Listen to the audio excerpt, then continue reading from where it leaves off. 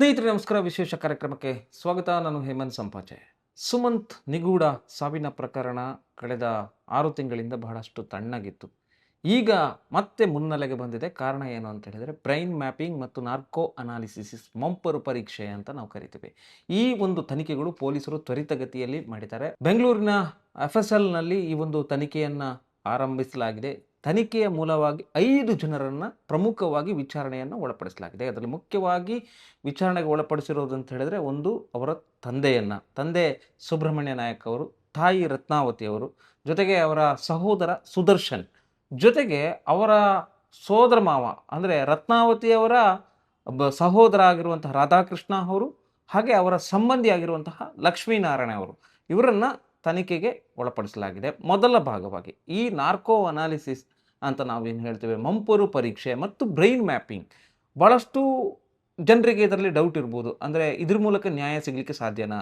Brain ಮ್ಯಾಪಿಂಗಲ್ಲಿ ಮೊದಲನೇದಾಗಿ ಅವರನ್ನು ಎನ್ಕ್ವೈರಿಗೆ ಕರೀತಾರೆ. ಎನ್ಕ್ವೈರಿಗೆ ಕರೆದ ನಂತರ ಅವರ ತರಂಗಾಂತರಗಳು, ಅಂದರೆ ಅವರು ಹಿಂದೆ ಚಿತ್ರದಲ್ಲಿ ಆಗಿರ್ಬೋದು, ಧ್ವನಿಯಲ್ಲಿ ಆಗಿರ್ಬೋದು, ಅಥವಾ ಮಾತಲ್ಲಿ ಆಗಿರ್ಬೋದು, ಹೇಳಿಕೆಗಳಲ್ಲಿ ಆಗಿರ್ಬೋದು, ಅಥವಾ ಯಾವುದೇ ರೀತಿಯಾದಂಥ ಶಬ್ದಗಳಲ್ಲಿ ಆಗಿರ್ಬೋದು, ಅವರು ದಾಖಲಿಸಿದಂತಹ ಒಂದು ಅವರ ತರಂಗಾಂತರಗಳು ಯಾವ ರೀತಿಯಲ್ಲಿ ಕೆಲಸ ಮಾಡುತ್ತೆ, ಅದರ ಮೇಲೆ ಕೂಡ ಒಂದು ಬ್ರೈನ್ ಮ್ಯಾಪಿಂಗ್ ಅಂತ ಹೇಳ್ತಾರೆ. ಈ ಥರದ ಒಂದು ಇದು ಪ್ಯೂರಾಗಿ ಟೆಕ್ನಿಕಲ್ ಬೇಸಿಗೆ ಹೋಗುತ್ತೆ. ಇನ್ನೊಂದೇನು ಅಂತ ಹೇಳಿದರೆ, ಇದರಲ್ಲಿ ನಾವು ಮಂಪರು ಪರೀಕ್ಷೆ ಅಂತ ಹೇಳ್ತೇವೆ. ಮಂಪರು ಪರೀಕ್ಷೆ ಅಂತ ಬಂದಾಗ ಇದನ್ನು ಚುಚ್ಚುಮದ್ದಿನ ಮೂಲಕ, ಇದು ಒಂದು ಔಷಧಿಯನ್ನು ನೀಡುವ ಮೂಲಕ ಅವರಿಗೆ ಅರೆನಿದ್ರಾವಸ್ಥೆಗೆ ಅವರನ್ನು ಕರೆದುಕೊಂಡು ಹೋಗಿ, ಅರೆನಿದ್ರಾವಸ್ಥೆಯಲ್ಲಿ ಅವರು ಏನು ಮಾತಾಡ್ತಾರೆ, ನಾವು ಈಗ ಅನಸ್ತೇಶಿಯ ಕೊಟ್ಟಾಗ ಕೆಲವರು ಅದರಿಂದ ಪೂರ್ಣವಾಗಿ ಅನಸ್ತೇಶಿಯದಲ್ಲಿ ನಿದ್ರೆಗೆ ಜಾರಿ ಇರೋದಿಲ್ಲ. ಅಂದರೆ ಅವರಿಗೆ ಯಾರು ಏನು ಮಾತಾಡ್ತಿದ್ದಾರೆ ಅನ್ನೋದು ಸ್ಪಷ್ಟವಾಗಿ ಕೇಳ್ತಾ ಇರ್ತಾರೆ, ಅಥವಾ ಏನೇನೋ ಆ ಒಂದು ನಿದ್ರೆಯಲ್ಲಿ ಏನೇನೋ ಮಾತಾಡ್ತಾ ಇರ್ತಾರೆ. ಅದೇ ರೀತಿಯಾಗಿ ಇದನ್ನು ಅರೆ ನಿದ್ರಾವಸ್ಥೆಗೆ ಕರೆದುಕೊಂಡು ಹೋಗಲಾಗುತ್ತೆ. ಅರೆ ನಿದ್ರಾವಸ್ಥೆಯಲ್ಲಿ ಅವರು ಒಂದಷ್ಟು ಪ್ರಶ್ನೆಗಳನ್ನು ಕೇಳ್ತಾರೆ. ಯಾರು FSLನವರು ಒಂದಷ್ಟು ಪ್ರಶ್ನೆಗಳನ್ನು ಕೇಳ್ತಾರೆ. ತನಿಖೆಯ ಭಾಗವಾಗಿ ಒಂದಷ್ಟು ಮಾತುಗಳನ್ನು ಕೇಳ್ತಾರೆ. ಆ ಪ್ರಶ್ನೆಗಳಿಗೆ ಇವರು ಉತ್ತರ ಕೊಟ್ಟುಕೊಂಡು ಹೋಗ್ತಾರೆ. ಅಂದರೆ ಯಾವ ರೀತಿ ಕೊಲೆ ಆಯಿತು, ಅಥವಾ ಏನಾಯಿತು, ಅದಕ್ಕೆ ಸಂಬಂಧಪಟ್ಟಂಥ ಮಾಹಿತಿ ಏನಿದೆ ನಿಮ್ಮ ಹತ್ರ, ನಿಮಗೇನು ಗೊತ್ತಿದೆ ಅನ್ನೋವಂಥ ವಿಚಾರಗಳನ್ನು ಕೇಳ್ತಾ ಹೋಗ್ತಾರೆ. ಆಗ ಇವರು ಒಂದಷ್ಟು ಮಾಹಿತಿಗಳನ್ನು ಹೇಳ್ತಾ ಹೋಗ್ತಾರೆ. ಆದರೆ ಇವರು ಆರಂಭದಲ್ಲಿ ಪ್ರಾಥಮಿಕ ತನಿಖೆಯಲ್ಲಿ ನೀಡಿರುವಂತಹ ವಿಚಾರಗಳು ಪ್ಲಸ್ ಈಗ ಈ ಮಂಪರು ಪರೀಕ್ಷೆಗೆ ಒಳಗದಾಗ ಆಗಿರುವಂತಹ ಹೇಳಿಕೆಗಳು, ಎರಡೂ ಹೇಳಿಕೆಗಳನ್ನು ಇಲ್ಲಿ ತುಲನೆ ಮಾಡಿಕೊಂಡು ಅವರು ಏನಾದರೂ ಅನುಮಾನಾಸ್ಪದವಾಗಿ ಹೇಳಿಕೆಗಳನ್ನು ಕೊಡ್ತಾ ಇದ್ದಾರಾ ಅನ್ನೋದರ ಬಗ್ಗೆ ಕೂಡ ಇವರು ತನಿಖೆಯ ವೇಳೆ FSL ಅಧಿಕಾರಿಗಳು ಅದನ್ನು ಇದು ಮಾಡ್ತಾರೆ. ಈಗಾಗಲೇ ಮಡಿವಾಳ ಬೆಂಗಳೂರಿನ FSLನಲ್ಲಿ ಇರುವಂತಹ ಈ ಒಂದು ವಿಧಿವಿಜ್ಞಾನ ಪ್ರಯೋಗಾಲಯ ಅಂತ ನಾವು ಹೇಳ್ತೇವೆ. ಈ ಪ್ರಯೋಗಾಲಯದಲ್ಲಿ ಈಗ ಇದೊಂದು ತನಿಖೆಗೆ ಒಳಪಡ್ತಾ ಇದ್ದಾರೆ. ಈಗ 5 ಜನರನ್ನು ತನಿಖೆ ಮಾಡಲಾಗಿದೆ. ಹಾಗಾದರೆ ಅವತ್ತು ಸುಮಂತ್ ನಿಗೂಢವಾಗಿ ಸಾವನ್ನಪ್ಪಿದಂಥ ಸಂದರ್ಭದಲ್ಲಿ ಬೆಳ್ತಂಗಡಿಯ ಗೇರುಕಟ್ಟೆಯ ಸಂಬೋಳ್ಯದಲ್ಲಿ ನಿಗೂಢವಾಗಿ ಸುಮಂತ್ ಜನವರಿ 14, 2026ರಂದು ಧನುರ್ಪೂಜೆಗೆ ಅಂತೇಳಿ ಹೋದಂಥ ಸಂದರ್ಭದಲ್ಲಿ ನಿಗೂಢವಾಗಿ ಅವರು ಫಸ್ಟಿಗೆ ಕಣ್ಮರೆಯಾಗಿರ್ತಾರೆ. ಕಣ್ಮರೆಯಾದ ನಂತರ ಅವರ ಮನೆಯವರಿಗೆ ಅಂದರೆ ಒಂದಷ್ಟು ಹುಡುಕಾಟವನ್ನು ನಡೆಸ್ತಾರೆ. ಯಾಕಂದರೆ ಸ್ನೇಹಿತರು ಕೂಡ ಹೇಳ್ತಾರೆ, ಧನುರ್ಪೂಜೆಗೆ ಹೊರಟಂಥ ಸ್ನೇಹಿತರು ಕೂಡ ಅಲ್ಲಿ ಸುಮಂತ್ ನಮ್ಮ ಜೊತೆ ಬಂದಿರೋದಿಲ್ಲ ಅಂತ ಹೇಳಿಕೆ ಕೊಟ್ಟ ನಂತರ ಒಂದಷ್ಟು ಅನುಮಾನಗಳು ಬಂದಿರ್ತವೆ. ಹಾಗಾಗಿ ಇದು ಯಾಕೆ ಇವತ್ತು ಅದು ಆ ಸಹಜವಾದಂಥ ಸಾವ, ಅಥವಾ ಇದರಲ್ಲೇನಾದರೂ ಕೊಲೆ ಅಂತ ಪ್ರಕರಣಗಳು ನಡೆದಿದೆಯಾ, ಅದು ಯಾರಾದರೂ ಸುಮಂತ್ನನ್ನು ಮರ್ಡರ್ ಮಾಡಿ ಹಾಕಿದಾರ ಅನ್ನುವಂಥ ವಿಚಾರದ ಬಗ್ಗೆ ಕೂಡ ಬಹಳಷ್ಟು ಒಂದು ಗೊಂದಲ ಇರುವಂಥದ್ದು. ಹಾಗಾಗಿ ಇದು ಆರಂಭಿಕದಲ್ಲಿ ಇದೊಂದು ಸಹಜ ಸಾವು ಅಂತ ಹೇಳುವಂಥ ವಿಚಾರ ಚರ್ಚೆಯಲ್ಲಿತ್ತು. ಆದರೆ ಅದ ನಂತರ ಸಹಜ ಸಾವಲ್ಲ, ಇದರ ಹಿಂದೆ ಏನೋ ಒಂದು ಇರಬೇಕು ಅನ್ನುವಂಥ ವಿಚಾರ ಕೂಡ ಸಾಕಷ್ಟು ಚರ್ಚೆಗೆ ಬಂದಿರೋದು. ಯಾಕಂದರೆ ತಲೆಯ ಭಾಗದಲ್ಲಿದ್ದಂತಹ 2 ಗಾಯಗಳು ತನಿಖೆಯ ವೇಳೆ ಕಂಡು ಬಂದಿತ್ತು. ಹಾಗಾಗಿ ಇವ್ರನ್ನ ಮಂಪರು ಪರೀಕ್ಷೆಗೆ ಈಗಾಗಲೇ ಕುಟುಂಬಸ್ಥರೇ ಫಸ್ಟ್ ಒತ್ತಾಯ ಮಾಡಿರುವಂಥದ್ದು. ಏನು ಈ ಸುಬ್ರಹ್ಮಣ್ಯ ನಾಯಕ್ ಅವರಿದ್ದಾರೆ, ರತ್ನಾವತಿ ಅವರು, ಹಾಗೆ ಈ ಸುದರ್ಶನ್ ಅವರು, ಇವರು ಮಂಪರು ಪರೀಕ್ಷೆಯನ್ನು ನಾವು ಮಾಡಲಿಕ್ಕೆ ನಾವು ರೆಡಿ ಇದ್ದೀವಿ, ಬ್ರೈನ್ ಮ್ಯಾಪಿಂಗ್ ಕೂಡ ನಾವು ಒಳಗಾಗ್ತೀವಿ. ಯಾಕಂತ ಹೇಳಿದ್ರೆ ನಮಗೆ ಸತ್ಯ ಗೊತ್ತಾಗಬೇಕು, ಈ ನಮ್ಮ ಮನೆಯ ಹುಡುಗ ಯಾವ ರೀತಿ ಇದಾಗಿದ್ದಾರೆ ಅನ್ನೋದು ಅನುಮಾನಗಳು, ಕೆಲವು ಸತಿ ಅನುಮಾನಗಳು ಬಹಳಷ್ಟು ವ್ಯಕ್ತವಾಗಿದ್ದಂಥದ್ದು ಇದೆ. ರತ್ನಾವತಿ ಅವರ ಮೇಲೆ ಆಗಿರ್ಬೋದು, ಅಥವಾ ತಂದೆ ಮೇಲೆ ಆಗಿರ್ಬೋದು, ಸುದರ್ಶನ್ ಮೇಲೆ ಅವರ ಮೇಲೆ ಕೂಡ ಅನುಮಾನ ಪಟ್ಟಂತಹ ಎಷ್ಟೋ ಘಟನೆ ಅಲ್ಲಿಯ ಸುತ್ತಮುತ್ತಲಿನ ವಾತಾವರಣವೇ ಆ ಥರ ಸೃಷ್ಟಿ ಮಾಡಿತ್ತು. ಆದರೆ ಅವರು ಹೇಳ್ತಾ ಇದ್ದಾರೆ, ನಾವು ಇದಕ್ಕೆ ಒಪ್ಪಿಗೆ ಸೂಚಿಸ್ತೇವೆ, ನಾವು ರೆಡಿ ಇದ್ದೀವಿ. ಹಾಗೆ ನಮ್ಮನ್ನು ಮಾತ್ರ ಅಲ್ಲ, ಯಾರನ್ನು ನಾವು ಸೂಚಿಸ್ತೇವೆ ಅವರನ್ನು ಕೂಡ ನೀವು ಈ ಮಂಪರು ಪರೀಕ್ಷೆಗೆ ಒಳಪಡಿಸಬೇಕು, ಬ್ರೈನ್ ಮ್ಯಾಪಿಂಗಿಗೆ ಒಳಪಡಿಸಬೇಕು. ಯಾಕೆಂದರೆ ಸತ್ಯ ಗೊತ್ತಾಗಬೇಕು ಅಂತ ಹೇಳಿದ್ರೆ ನಮಗೂ ಕೂಡ ಕೆಲವರ ಮೇಲೆ ಡೌಟ್ ಇದೆ.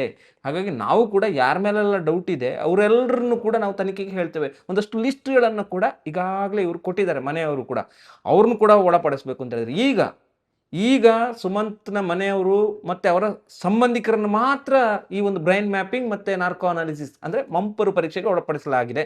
ಆದರೆ ಮುಂದೆ ಯಾರನ್ನ ಒಳಪಡಿಸಬಹುದು? ಹಾಗಾದ್ರೆ ಅದನ್ನು ಬಹಳ ಗೌಪ್ಯವಾಗಿದೆ. ಯಾರ ಮೇಲೆಲ್ಲ ಅವರಿಗೆ ಅನುಮಾನ ಆಗಿದೆ? ನೀನು ಮಾತಾಡ್ತಿರ್ಬೇಕಾದ್ರೆ ನಾನೇ ಕೇಳೋದು, ಯಾರ ಮೇಲೆಲ್ಲ ನಿಮಗೆ ಡೌಟ್ಸ್ ಇದೆ ಅಂತ. ಅದು ಬಹಳ ನಾವು ಕ್ಲಾರಿಟಿ ಇದೆ ಸರ್, ನಾವು ಇದರ ಬಗ್ಗೆ ಎಲ್ಲೂ ಈಗ ಮಾತಾಡಲ್ಲ. ನಮಗೊಂದಷ್ಟು ಡೌಟ್ಸ್ ಇದೆ, ನಾವು ಅದನ್ನು ಕೊಟ್ಟಿದ್ದೇವೆ ಅಂತ. ಆದರೆ ಯಾವ ಆ್ಯಂಗಲಲ್ಲಿ ಅವರಿಗೆ ಡೌಟ್ ಇದೆ, ಅಥವಾ ಇನ್ನು ಅವರೇ ಮುಂಚೆ ಹೇಳ್ತಾ ಇದ್ರು, ನಮ್ಗೆ ಯಾರು ಶತ್ರುಗಳಿಲ್ಲ, ಎಲ್ಲರೂ ನಮ್ಮ ಜೊತೆ ಚೆನ್ನಾಗಿದ್ರು ಅಂತ ಮುಂಚೆ ಹೇಳ್ತಾ ಇದ್ರು. ಆದರೆ ಈಗ ಹಾಗಿದ್ರೂ ಕೂಡ ಅವರಿಗೆ ಡೌಟ್ಸ್ ಇದೆ ಅಂತ ಹೇಳಿದ್ಮೇಲೆ ಅವರಿಗೆ ಯಾರೋ ವಿರೋಧಿಗಳಿದ್ರು ಅನ್ನುವಂಥದ್ದಷ್ಟು ಪಕ್ಕ ಆಗಿದೆ. ಯಾಕಂದರೆ ಅವತ್ತು ಬೆಳಿಗ್ಗೆ ಸುಮಂತ್ ಏನು 5 ಗಂಟೆಗೆ ಎದ್ದು ಮನೆಯಿಂದ ಹೊರಡ್ತಾರೆ. ಮನೆಯಿಂದ ಹೊರಟು ಅವರು ಒಂದು ಸ್ವಲ್ಪ ತೋಟದ ಕಾಲುದಾರಿಗಳ ಮೂಲಕ ಹೋಗಬೇಕು. ಕಾಲುದಾರಿಗಳ ಮೂಲಕ ಹೋದಂಥ ಸಂದರ್ಭದಲ್ಲಿ ಅವರು ಒಂದು ಜಾಗದಲ್ಲಿ ಸೈಕಲ್ ಇಟ್ಟಿರ್ತಾರೆ, ಅವರ ಬೈಸಿಕಲನ್ನು. ಆ ಬೈಸಿಕಲನ್ನು ತಗೊಂಡು ಅವರು ಮತ್ತೆ ಅಲ್ಲಿ ಸ್ನೇಹಿತರ ಜೊತೆಗೂಡಿ ಮುಂದೆ ಹೋಗಬೇಕಾದಂಥ ಜರ್ನಿ ಇತ್ತು. ದುರ್ಗಾ ಪರಮೇಶ್ವರಿ ದೇವಸ್ಥಾನ, ನಾಳಕ್ಕೆ, ಧನುರ್ ಪೂಜೆಗೆ.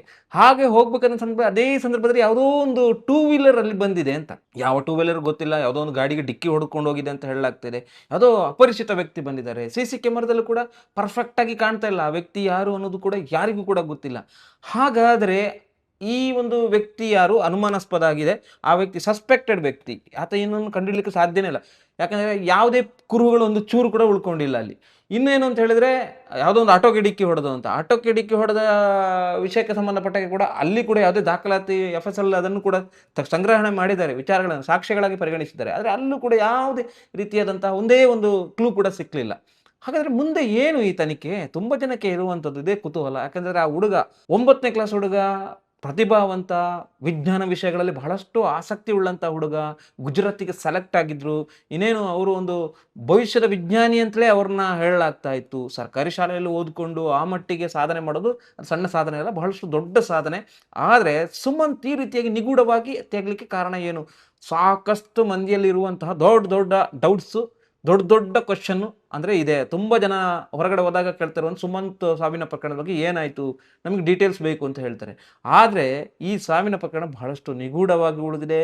ಆದರೆ FSL ಮೂಲಕ ನಮಗೆ ರಿಪೋರ್ಟ್ ಬರ್ಬೋದಾ? ಹಾಗಾದರೆ ನಾವು ನಂಬಿಕೆ ಇಡ್ಬೋದಾ? ಆದರೆ ಒಂದು ಮಾತಿದೆ, ಹೈಕೋರ್ಟ್ ಕೂಡ ಹೇಳುತ್ತೆ, ಈ FSL ರಿಪೋರ್ಟನ್ನು ನಾವು ಮಾಡಬೇಕಂತ ಹೇಳಿದ್ರೆ, ನಾವು ಏನು ಮಂಪರ್ ಪರೀಕ್ಷೆ ಅಂತ ನಾವು ಹೇಳ್ತೇವೆ, ಅದನ್ನು ಮಾಡಬೇಕು ಅಂತ ನಾವು. ಆದರೆ ಅದು ಖಂಡಿತವಾಗಿಯೂ ಕೂಡ ಅದಕ್ಕೊಂದು ನಿಯಮಗಳಿವೆ. ಏನಂತ ಹೇಳಿದ್ರೆ, ಬಲವಂತವಾಗಿ ಯಾರನ್ನು ಕೂಡ ಈ ಮಂಪರು ಪರೀಕ್ಷೆ ಒಳಗಿಸ್ಲಿಕ್ಕೆ ಸಾಧ್ಯ ಇಲ್ಲ. ಯಾಕಂತ ಹೇಳಿದ್ರೆ ಅವ್ರು ಒಪ್ಕೊಳ್ಬೇಕು, ಈ ಪರೀಕ್ಷೆಗೆ ನಾವು ರೆಡಿ ಇದ್ದೀವಿ ಅಂತ ಒಪ್ಕೊಂಡ್ರೆ ಮಾತ್ರ ಮಾಡಬೇಕು. ಆದರೆ ಇಲ್ಲಿ ಹಾಗೆ ಒಪ್ಕೊಂಡ ನಂತರವೂ ಕೂಡ, ಪರೀಕ್ಷೆ ಮಾಡಿದ ನಂತರವೂ ಕೂಡ ಇದು ಎಫೆಕ್ಟ್ ಆಗುತ್ತಾ?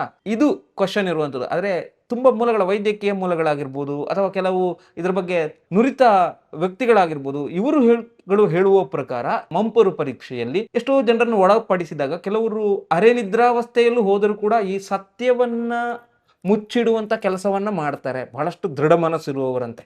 ಅದರಲ್ಲಿ ಬೇರೆ ಬೇರೆ ವಿಧಗಳಿದ್ದಾವೆ. ಕೆಲವರು ನಿದ್ರಾವಸ್ಥೆಯಲ್ಲಿ ಪ್ರಶ್ನೆಗಳನ್ನು ಕೇಳಿದಾಗ ಏನೇನೋ ಕನೆಕ್ಟ್ ಮಾಡಿಕೊಂಡು, ಯಾವುದ್ಯಾವುದೋ ವಿಚಾರಗಳನ್ನು ಕನೆಕ್ಟ್ ಮಾಡಿಕೊಂಡು ಕೊನೆಗೆ ತಾವೇ ಅಪರಾಧಿಗಳು ಅನ್ನುವಂತಹ ಲೆವೆಲಿಗೂ ಕೂಡ ಹೋಗುವಂಥ ಸಾಧ್ಯತೆ ಇದೆ. ಇದನ್ನು ಹೇಳ್ತಿರುವಂಥದ್ದು ನಾವಲ್ಲ. ಇದರ ಒಂದು ಡಿಮೆರಿಟ್ಸನ್ನು ಹೇಳಿದಾಗ ಎಲ್ಲೋ ಒಂದು ಕಡೆ ಅವರು ಹಿಂದೆ ಮಾಡದ ಕೆಲವು ಅಪರಾಧಗಳನ್ನ ಒಪ್ಪಿಕೊಂಡಂಥ ಪ್ರಕರಣಗಳಿದ್ದಾವೆ. ಇದು ಕೂಡ ಬೇರೆ ಕಡೆಯಲ್ಲಿ ಮಿಸ್ಲೀಡ್ ಮಾಡುತ್ತೆ. ಯಾಕಂದರೆ ಯಾವುದ್ಯಾವುದೋ ಘಟನೆಗಳಿಗೆ ಇದು ತಾಳೆ ಹಾಕತ್ತೆ. ನಾವು ಈಗ ಕನಸು ಕಾಣ್ತೇವೆ, ನಿದ್ರೆಯಲ್ಲಿ ಇದ್ದಾಗ ಕನಸು ಬರುತ್ತೆ. ಆ ಕನಸು ನಮಗೆ ಏನಾಗಿರುತ್ತೆ, ವಾಸ್ತವವಾಗಿ ನಾವು ಹಾಗಿರೋದೇ ಇಲ್ಲ, ಆದರೆ ಬೇರೆ ಏನೋ ರೀತಿಯಲ್ಲಿ ಇರ್ತದೆ. ಅದೇ ಕನಸಿನ ರೀತಿಯಲ್ಲಿ ಇದು ಒಂದು ಎಫೆಕ್ಟ್ ಆಗುವ ಸಾಧ್ಯತೆ ಇದೆ. ಅದು ಮಂಪರ್ ಪರೀಕ್ಷೆಗೆ ಕೊಡುವಂತಹ ಚುಚ್ಚುಮದ್ದಿನ ಔಷಧಿಯ ಒಂದು ರೀತಿಯಾದಂತಹ ಪರೀಕ್ಷೆ. ಆದರೆ ಇನ್ನೊಂದು ಕಡೆಯಲ್ಲಿ ಟೆಕ್ನಿಕಲ್ ಬ್ರೈನ್ ಮ್ಯಾಪಿಂಗ್ ಮಾಡುವ ಮೂಲಕ, ನಾನು ಹೇಳಿದೆ ತರಂಗ ಇದರ ಮೂಲಕ ಅಲ್ಲ, ಅದು ಬ್ರೈನ್ ಮ್ಯಾಪಿಂಗ್, ಅದು ಬೇರೆ ಇದು ಬೇರೆ. ಸೊ ಎರಡನ್ನು ಸಪ್ರೇಟ್ ಮಾಡಿ ಆಗಿದೆ. ಈಗಾಗಲೇ ಮುಂದಿನ, ಈಗ ಬರೀ ವಿಚಾರಣೆ ನಡೆದಿದಷ್ಟೇ, ಇನ್ನು ನೆಕ್ಸ್ಟ್ ಅವರನ್ನ ಇನ್ನಷ್ಟು ಕಠಿಣ ಪರೀಕ್ಷೆಗಳಿಗೆ ಅದರಲ್ಲೇ ಒಳಪಡಿಸ್ತಾರೆ. ಇದ್ರ ಮೂಲಕ ಏನಾದರೂ ಐಡಿಯಾ ಸಿಗ್ತದಾ? ಯಾಕಂದರೆ ಪೊಲೀಸರು ಈಗಾಗಲೇ ತನಿಖೆಯನ್ನು ಮಾಡಿ, ಅವರಿಗೆ ಒಂದು ಸುತ್ತು ತನಿಖೆ, ಇಷ್ಟೆಲ್ಲ ತನಿಖೆ ಮಾಡಿ ಆಯಿತು, ಅವರಿಗೆ ಒಂದು ಚೂರು ಯಾವುದೇ ಗುರುಗಳು ಸಿಕ್ಕಲಿಲ್ಲ. ಹಾಗಾದರೆ ಮುಂದಿರುವಂಥ ಭಾಗ, ಇವರು ಮನೆಯವ್ರ ಮೇಲೆ ತುಂಬ ಜನರ ಆಪಾದನೆ ಇದೆಯಲ್ಲ, ಈ ಆಪಾದನೆಗಳಿಗೆ ಏನಾದರೂ ಸೊಲ್ಯೂಷನ್ ಸಿಗ್ಬೋದಾ ಅಂತ ಹೇಳೋದು ನೋಡುವಂಥದ್ದು. ಮುಂದಿನ ತನಿಖೆ ಯಾವ ರೀತಿ ಹೋಗ್ತದೋ ಯಾರಿಗೂ ಕೂಡ ಗೊತ್ತಿಲ್ಲ. ಯಾಕಂತ ಹೇಳಿದ್ರೆ ಸುಮಂತ್ ಪ್ರಕರಣಕ್ಕೆ ಒಂದು ನ್ಯಾಯ, ಒಂದು ತಾರ್ಕಿಕ ಅಂತ್ಯ ಸಿಗಬೇಕು ಅಂತ ಆದರೆ ಅದರಲ್ಲಿ ಭಾಳಷ್ಟು ಕೆಲಸ ಆಗಬೇಕಾಗಿದೆ. ಬಟ್ ನಾವೇ ಹೇಳ್ತೀವಲ್ಲ, ತುಂಬ ಕಡೆ ನಮಗೆ CC ಕ್ಯಾಮರಾ ಎವಿಡೆನ್ಸ್, ಆ ಕ್ಯಾಮರಾಗಳೇ ಇಲ್ಲದ ಜಾಗದಲ್ಲಿ ಏನು ಮಾಡಲಿಕ್ಕೆ ಸಾಧ್ಯ ಇಲ್ಲ. ಮಿಸ್ಟ್ರಿ ಕೇಸ್ ಆಗಿ ಇದು ಹಾಗೆಯೇ ಉಳ್ಕೊಂಬಿಡತ್ತೆ ಅಂತ ನಾನು ಅನ್ಕೋತೀನಿ. ಯಾಕಂತ ಹೇಳಿದ್ರೆ ಇದ್ರ ಬಗ್ಗೆ ಹೆಚ್ಚಿನದನ್ನು ನಾವು ಏನು ಡೀಟೇಲ್ಸನ್ನು ನಾವು ಎಕ್ಸ್ಪೆಕ್ಟ್ ಮಾಡಲಿಕ್ಕೆ ಸಾಧ್ಯ ಆಗುತ್ತೆ. ಈಗ ಇವ್ರನ್ನ ಹೇಳಿದರೂ ಕೂಡ, ಇವರು ತನಿಖೆಯಲ್ಲಿ ಏನೋ ಹೇಳಿದರೂ ಕೂಡ ಅದು ಯಾವ ರೀತಿ ಕನೆಕ್ಟ್ ಆಗುತ್ತೋ ಯಾರಿಗೂ ಗೊತ್ತಿಲ್ಲ. ಹಾಗಾಗಿ ಸುಮಂತ್ ಪ್ರಕರಣ ಈಗ ನಾವೊಂದು ಹೋಪ್ ಇಟ್ಕೊಳ್ಳೋಣ, ಒಂದು 10% ಹೋಪನ್ನು ಇಟ್ಕೊಳ್ಳೋಣ, ಏನಾದರೂ ಎವಿಡೆನ್ಸ್ ಸಿಗುತ್ತೇನೋ ಅನ್ನೋ ನಮ್ಮ ಲಾಸ್ಟ್ ಹೋಪ್. ಬಹುಶಃ ಈ ಹೋಪ್ ಮುಗಿದ್ರೆ ಮತ್ತೆ ನಮಗೆ ಸುಮಂತ್ ಪ್ರಕರಣದಲ್ಲಿ ಇನ್ನೊಂದು ಹೋಪ್ ಉಳಿಲಿಕ್ಕೆ ಸಾಧ್ಯನೇ ಇಲ್ಲ. ಅಲ್ಲಿಗೆ ಕ್ಲೋಸ್ ಕಂಪ್ಲೀಟ್ ತೆರೆಮರೆಗೆ ಸರಿಯುವಂಥದ್ದು ಬಹಳಷ್ಟು ಖಚಿತ. ಇದು ಕೊನೆಯ ಪ್ರಯತ್ನ ಅಂತ ನಾನು ಭಾವಿಸ್ಕೋತೀನಿ. ಇದಕ್ಕೆ ಸಂಬಂಧಪಟ್ಟ ಸಾಕ್ಷ್ಯಗಳು ಅಥವಾ ನಾಶ ಆಗಿರುವಂಥ ಸಾಕ್ಷ್ಯಗಳು, ಇದರ ಆರಂಭದಲ್ಲಿ ಇದು ಕಾಮನ್, ಇದೊಂದು ಯಾವುದೋ ಒಂದು ಸಹಜ ಸಾವು ಅಂತ ಕೇಳಲ್ಪಟ್ಟಿತ್ತು. ಆದರೆ ಆನಂತರ ಆಗಿರುವಂತಹ ಒಂದು ಬೆಳವಣಿಗೆಯಲ್ಲಿ ಅದು ಪೊಲೀಸರೇ ಹೇಳಿದರು ಇದು ಮರ್ಡರ್ ಕೇಸ್ ಅಂತ ಅದನ್ನು ದಾಖಲು ಮಾಡಿಕೊಂಡ್ರು. ಆದರೆ ಆ ಕೊಲೆಗಾರ ಇನ್ನೂ ಕೂಡ ಸ್ವತಂತ್ರವಾಗಿ ಆರಾಮ್ಸೆ ಓಡಾಡಿಕೊಂಡು ದೂರದಿಂದ ಎಲ್ಲವನ್ನು ನೋಡಿಕೊಂಡು ಭಾಳ ಖುಷಿಯಿಂದ, ಅಥವಾ ನಾನು ಸಿಗ್ಲಿಕ್ಕಿಲ್ಲ ಅನ್ನುವಂತಹ ಭಾವನೆಯಿಂದ ಬಹಳ ನೆಮ್ಮದಿಯಾಗಿ ಜೀವನವನ್ನು ಮಾಡ್ತಾ ಇದ್ದಾನೆ. ನನಗೂ ಇದಕ್ಕೂ ಸಂಬಂಧನೇ ಇಲ್ಲ ಅನ್ನುವ ರೀತಿಯಲ್ಲಿ ಬದುಕ್ತಾ ಇದ್ದಾನೆ. ಆದರೆ ಆ ಹುಡುಗನ ಜೀವ ಎಲ್ಲೂ ಹೋಯಿತು. ಮನೆಯವರು ಕೂಡ ಸಾಕಷ್ಟು ನೋವಿನಲ್ಲಿದ್ದಾರೆ. ಆ ನೋವಿನಿಂದ ಅವರಿಗೆ ಹೊರಗಡೆ ಬರಲಿಕ್ಕೆ ಸಾಧ್ಯ ಆಗ್ತಿಲ್ಲ. ಕಾರಣ ಅಪರಾಧಿ ಇನ್ನೂವರೆಗೆ ಸಿಗದೇ ಇರುವಂಥದ್ದೇ ದೊಡ್ಡ ಕಾರಣ. ಆರೋಪಿ ಸಿಕ್ಕಿದ್ರೆ ಬಹುಶಃ ಮನೆಯವರಿಗೆ ಸ್ವಲ್ಪ ನೆಮ್ಮದಿ ಆದರೂ ಇರ್ತಿತ್ತು. ಕಡೆ ಪಕ್ಷ ನಮ್ಮ ನ್ಯಾಯ ಆದರೂ ನಮಗೆ ಸಿಕ್ತಲ್ಲ, ಆರೋಪಿ ಸಿಕ್ತಿದ್ನಲ್ಲ, ಅವನಿಗೆ ಕಠಿಣ ಶಿಕ್ಷೆ ಆಯ್ತಲ್ಲ ಅಂತ. ಆದರೆ ಇದುವರೆಗೂ ಕುಟುಂಬ ಬಹಳ ವೇದನೆಯಲ್ಲಿ, ಮನಸ್ಸಿನ ಒಳಗೆ ಬಹಳ ವೇದನೆಯಲ್ಲಿ ಇರುವಂತಹ ಕುಟುಂಬ. ಈಗಾಗಲೇ ನಿಟ್ಟೆಯಲ್ಲಿ ಇಂಜಿನಿಯರಿಂಗ್ ಕಲಿತಿರುವಂಥ ಸುದರ್ಶನ್ ಅವರ ಸಹೋದರ, ಸುಮಂತ್ ಅವರ ಸಹೋದರ, ಅವರೇ ಹೇಳ್ತಾ ಇದ್ರು, ನಮಗೆ ಒಂದು ನ್ಯಾಯ ಸಿಕ್ಕಿದ್ರೆ ಅಟ್ಲೀಸ್ಟ್ ನಮಗೆ ಸಮಾಧಾನ ಆಗ್ತಾ ಇತ್ತು. ನಾವು ಅದಕ್ಕೆ ಈ ಮಂಪರು ಪರೀಕ್ಷೆಗೆಲ್ಲ ಒಳಪಡಲಿಕ್ಕೆ ಒಪ್ಕೊಂಡಿದ್ದು. ಯಾಕಂತ ಹೇಳಿದ್ರೆ ನಮ್ಮನ್ನು ಕೂಡ ಮಾಡಿ, ನಿಮಗೆ ಡೌಟ್ಸ್ ಇದೆ ತುಂಬ ಜನಕ್ಕೆ, ನಮ್ಮನ್ನು ಕೂಡ ಸರಿಯಾಗಿ ಒಂದು ತನಿಖೆಯನ್ನು ಮಾಡಲಿ. ಯಾಕಂದ್ರೆ ಸತ್ಯ ಬರಬೇಕು, ಬರಬೇಕು ಅಂತೇಳಿ, ಆದರೆ ಸತ್ಯ ಗೊತ್ತಾಗಬೇಕು ಅಂತೇಳಿ ಆದರೆ ನಾವು ಕೂಡ ತಯಾರಿದ್ದೇವೆ ಅಂತ ಒಂದು ಮಾತನ್ನು ಅವರು ಹೇಳ್ತಾರೆ. ಇನ್ನೊಂದು ಕಡೆಯಲ್ಲಿ ಅವರಿಗೆ ಯಾರ ಮೇಲೆಲ್ಲ ಡೌಟ್ ಇದೆಯೋ ಅವರು ಈಗ ಯಾರು ಅನ್ನೋದು ಯಾರಿಗೂ ಕೂಡ ಗೊತ್ತಿಲ್ಲ. ಸೊ ಅವ್ರ ಮೇಲೆ ಡೌಟ್ ಇರುವವ್ರನ್ನೂ ಕೂಡ ಪೊಲೀಸರು ಖಂಡಿತವಾಗಿಯೂ ಕೂಡ ಅವರನ್ನು ಕೂಡ ಕರ್ಕೊಂಡು ಬರ್ತಾರೆ, ಬ್ರೈನ್ ಮ್ಯಾಪಿಂಗ್ ಮಾಡ್ತಾರೆ, ಎಲ್ಲ ಒಂದು ಮಂಪರ್ ಪರೀಕ್ಷೆ ಮಾಡ್ತಾರೆ. ಪ್ರತಿಯೊಂದರಲ್ಲೂ ಕೂಡ ಅವರನ್ನು ಕೂಡ ಇನ್ವಾಲ್ವ್ ಮಾಡ್ತಾರೆ. ಸತ್ಯಾಸತ್ಯತೆಯನ್ನು ತೆರೆದಿಡುವಂಥ ಪ್ರಯತ್ನ ಆಗತ್ತೆ. ಅಂದರೆ ಆದಷ್ಟು ಬೇಗ ಸುಮಂತ್ ಅವರಿಗೆ ನ್ಯಾಯ ಸಿಗಬೇಕು, ಅವರ ಆತ್ಮಕ್ಕೆ ಶಾಂತಿ ಸಿಗಬೇಕು ಅಂದರೆ ಇದು ತುಂಬ ಇಂಪಾರ್ಟೆಂಟು.